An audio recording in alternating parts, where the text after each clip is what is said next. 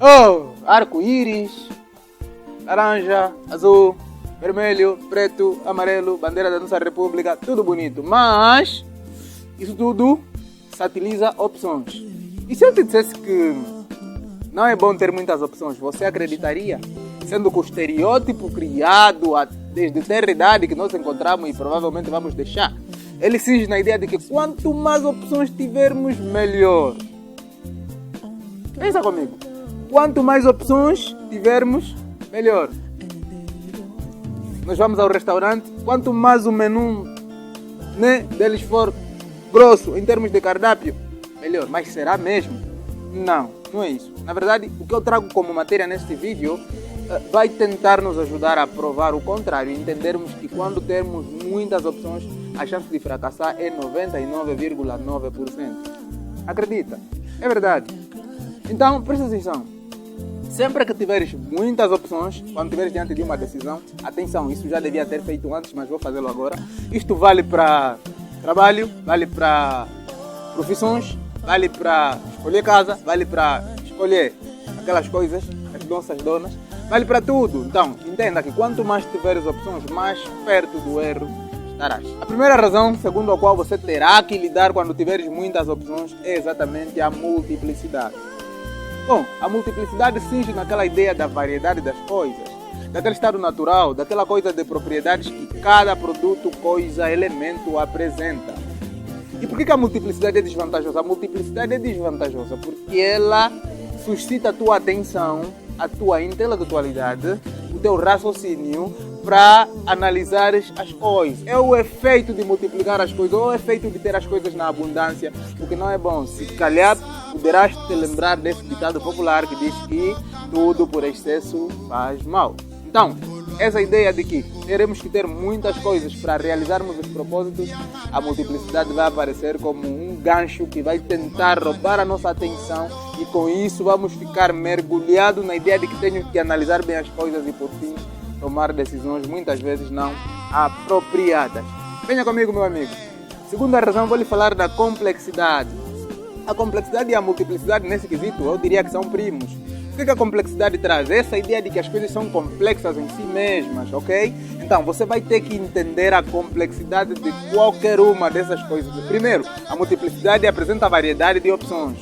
E a complexidade vai tentar buscar o efeito, vai tentar te fazer entender a natureza de cada coisa, junto com o teu raciocínio lógico, para buscar a ideia de que é isso que eu realmente quero. Ok? E isso é extremamente desvantajoso. Numa guerra, quanto mais tempo você perde a pensar, a fazer, a analisar, a buscar, mais perto do inimigo de atacar você está, mais vulnerável você está. Agora faz a junção da multiplicidade, que foi o primeiro item que eu citei aqui, e o segundo, que é a complexidade, e coloca o fator tempo. Coloca o fator tempo. Você vai perder tempo a analisar a multiplicidade da variedade das opções que colocarem diante de ti, o cardápio, o menu, você vai perder tempo a analisar o cardápio. E você vai perder tempo ao analisar a complexidade. Significa que quando você escolher alguma coisa entre A, B, C, D, E, F, se você escolher a opção F, ainda vai ter que analisar se realmente é isso que você quer e entender os pontos vantajosos e desvantajosos. Claro que quando alguém está a escolher, geralmente vai mais pelas vantagens. Mas pronto, isso é um disfarce. A pessoa vai ter que parar para analisar funda e profundamente se a escolha que fez é a certa. E isso faz com que o tempo urja esse recurso irrenovável que não espera por ninguém. Continue ao teu desfavor, porque tome nota, ele já teve ao teu desfavor quando escolheste a multiplicidade como caminho a seguir. Depois vai estar mais ao teu desfavor quando escolheres alguma coisa. Porque você vai ter que estudar essa alguma coisa que você escolher para entender se é mesmo isso que queres ou não. Enquanto isso, o tempo passa. Então, terceiro fator segundo o qual não é bom ter muitas opções é exatamente o tempo. Quarto, pressão. Isso aqui se liga, isso aqui é tipo degraus. Vamos dizer que no princípio, na multiplicidade, você olhou, tem azul, laranja, verde, amarelo, vou escolher mesmo o amarelo. Escolheste tu, ficou contigo. Depois, complexidade, tentaste entender o que a cor amarela realmente vai te proporcionar, se é isso que você quer ou não. Depois, o tempo continuou no cronômetro a contar.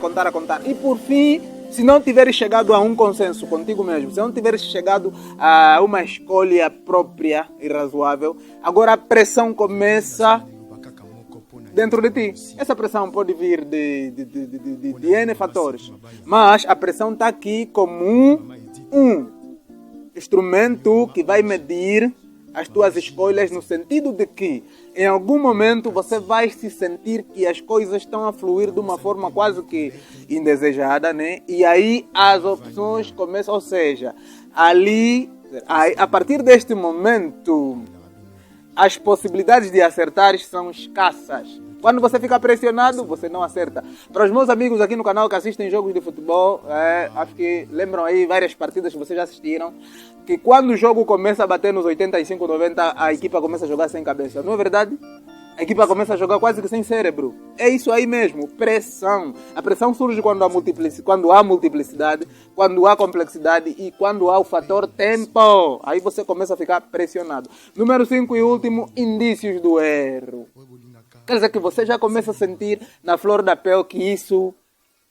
mais uma vez voltando ao exemplo do futebol, é naquele momento que os adeptos começam a chorar. O jogo só está nos 90 e o jogo só está nos 90, ainda tem a compensação, tempo extra, mas a equipa praticamente, ou seja, os adeptos já sentem a derrota à flor da pele, é uma final.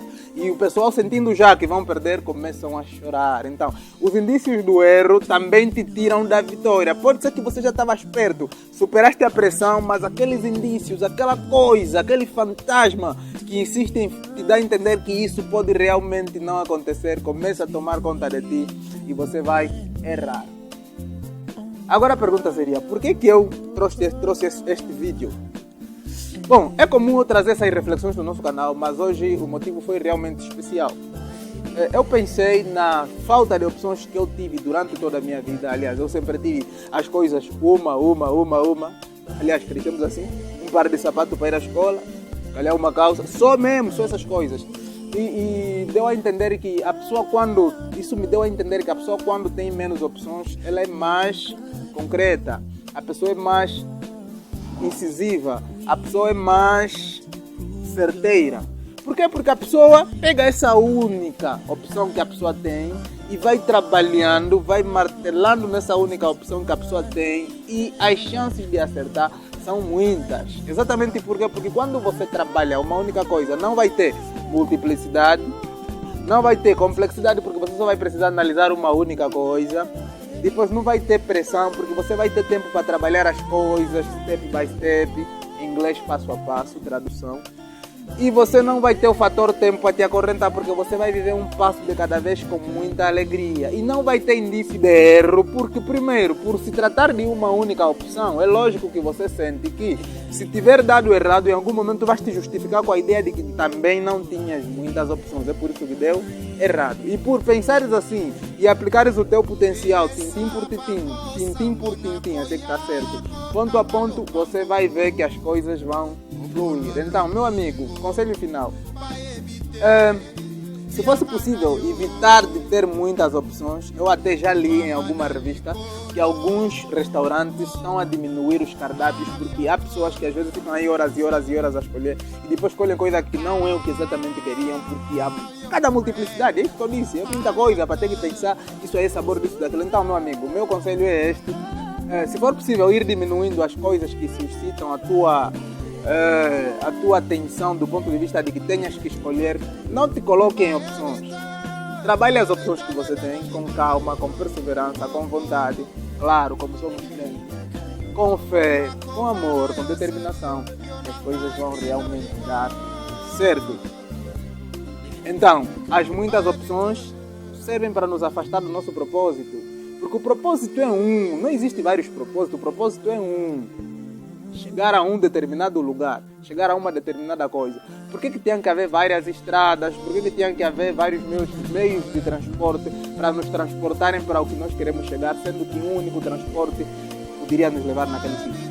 Pronto, é tua missão passar a diminuir as coisas que te suscitem muitas opções para que tenhas escolhas mais certas, mais precisas e assim possas ser um homem mais realizado, mais completo e mais feliz com a vida. Esse é o objetivo de estarmos aqui. Felicidade. Então, meu amigo, este foi o vídeo de hoje. Acho que nunca é demais voltar a tocar nessa ideia. Diminua as escolhas. Isso vale para tudo. Se for preciso ter entre a Joana, a Adriana, a Cacessa, não sei quem e tal, Escolha apenas uma, ou seja, procure limitar essa ideia de que as coisas vão se agudificar, né, para o teu desfavor, porque quando as coisas se agudificarem, vais entrar nessa ideia de que para escolher vai ser muito difícil. Então, simplesmente trabalhe. Se fores uma dessas pessoas que eu dei exemplo, usei o meu próprio exemplo, que não tem muitas opções, não tem muitas escolhas, então pega na única escolha que você tem, trabalhe-a com calma, com força, com precisão e acima de tudo com fé, que as coisas vão dar certo. Agora, se tiveres N opções, vais ter que lidar com a multiplicidade, vais ter que lidar com o tempo, vais ter que lidar com a complexidade, vais ter que lidar com a pressão e vais ter que lidar com indícios de possivelmente perder, porque as opções são tantas.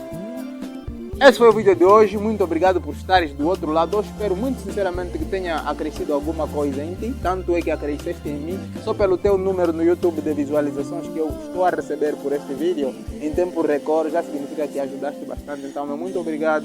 Espero continuar a ser útil nessa ideia de trocar energias positivas convosco e assim no próximo, ou seja, no dia 31 de dezembro, possamos dizer, valeu a pena viver o ano 2025.